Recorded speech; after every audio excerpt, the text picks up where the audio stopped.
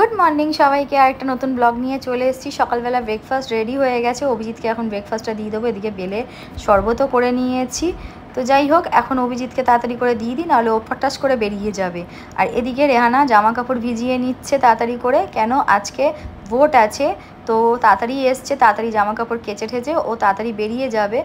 কোথায় কি ঝামেলা হবে না হবে ওই ভয়েতে ও তাড়াতাড়ি বেরিয়ে যাবে। আমিও বললাম তাড়াতাড়ি বেরিয়ে যাও। আর মামুন দিদি বসে বসে এখন কি ছাড়াচ্ছে, রসুন ছাড়াচ্ছে। অত বড় কাঁঠালটা মামুন দিদি ঘাড়েই দেবো আজকে জামাই ষষ্ঠীর জন্যে। এখানে চা বসিয়ে দিয়েছি, আর এদিকে হচ্ছে রান্না। ভাত বসিয়ে দিয়েছি, মাছগুলো বের করে নিয়েছি মাছ রান্না করব বলে।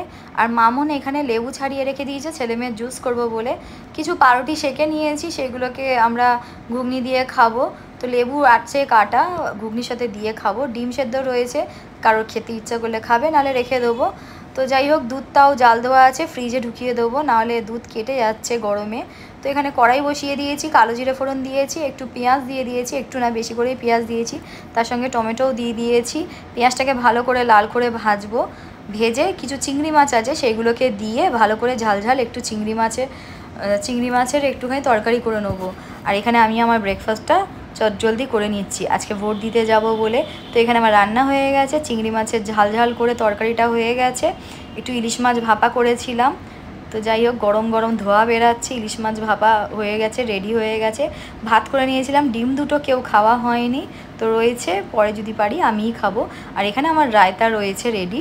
তো যাই হোক, আমার সব কাজ কমপ্লিট হয়ে গেছে, কেন অভিজিৎ বলেছিল যে জানাতে হয়ে গেলে। এখানে ছেলে মেয়ের জুস হয়ে গেছে। তো আমি রেডি হয়ে বেরিয়ে গেলাম বিট্টুর সাথে। আজ সন্তোষদার কোনো পাত্তা ছিল না, কোথায় গেছিলো জানি না। তো সন্তোষদাও ভোট দিতে গেছিলো। তো আমার ভোট হয়ে গেছে, আমি চলে এসেছি বাড়িতে। ছেলে মেয়ে খাইয়ে দাইয়েই গেছিলাম, এবারে আমি অভিজিৎ খাবো। এখানে ওরা টিভি দেখছে। তো যাই হোক, আমিও চেঞ্জ করে নিয়ে খেয়ে নেবো তাড়াতাড়ি করে। আর বিকালবেলা অভিরাজের বায়না হলো পটেটো ফ্রাইস খাবে। তো যাই হোক, এইটা একবার করে দিয়েছিলাম বলে ওর ভালো লেগে গেছে। তো এইটাই ও খেতে চায় বারবার। অনুষ্কার তো বায়না নেই, অনুষ্কা ওর পাশের দিয়ে সাইড দিয়েই বলে যে হ্যাঁ খাবো। তো যাই হোক, আমি তেলটাও গরম করে নিয়েছি, আর একটা করে পটেটো ফ্রাইস ছাড়ছি। বেশ ভালোও লাগে খেতে, ছেলে মেয়ের খেতে ভালো লাগে, আর আমারও করতে ভালো লাগে। একটু খাটনি হয়, কিন্তু অভিরাজ কোথায় কথা শোনে। আর এদিকে এত গরম, আমার এত গরম লাগছে রান্নাঘরে, মনে হচ্ছে না ঢুকি, কিন্তু নিজেই হাওয়া দিচ্ছি। আর একটু করে নিচ্ছি কোল্ড কফি, ফ্রিজের মধ্যে দুধ ঢোকানো ছিল যেহেতু, সেটাকে বার করে নিয়েছি। একটু কফি আর চিনি দিয়ে দিয়েছি, গ্রেট করে নিয়েছি, আর একটু ঠান্ডা দুধ দিয়ে আবার একবার মিক্সিটা চালিয়ে নেবো। তো এখানে ঠান্ডা দুধটা দিয়ে দিয়েছি। আর এবারে এইগুলো এখনও ভাজা অনেক বাকি রয়েছে, কিছু ভেজে নিয়েছি। তো যাই হোক, এটা টিস্যুর ওপরে দিয়ে দিচ্ছি যাতে এক্সট্রা তেলটা এর ওপর সোফট করে নেয়। তো এবারে ভাজা হয়ে গেছে, আর এখানে আমার কোল্ড কফিও রেডি হয়ে গেছে। একটু ভ্যানিলা আইসক্রিম দিলে ভালো হতো, ঘরে ভ্যানিলা আইসক্রিমটা নেই, যেহেতু ঠান্ডা লেগেছে। তো যাই জন্যে আইসক্রিমটা আমি খুব একটা দিতে পারছি না। এখানে ওদের ভাজা দিয়ে দিলাম, পটেটো ফ্রাইস ভাজা আর কোল্ড কফি, একটু কেচাপ দিয়ে দিয়েছি পাশে।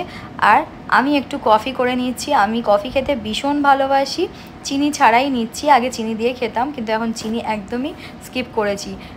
দুধটাও গরম হয়ে গেছে, দুধটা ঢেলে নেবো কফির মধ্যে, আর গরম কফি খাবো। আর ভাববো যে কি করব না করব রাত্রে রান্নাবান্না। তো যাই হোক, আমি এখন কফি খাই। আমার ভিডিওটা ভালো লাগলে আমার চ্যানেলটাকে সাবস্ক্রাইব করো, লাইক করো, শেয়ার করো। বাই বাই সবাইকে। আরেকটা নতুন ব্লগ নিয়ে আবার দেখা হবে।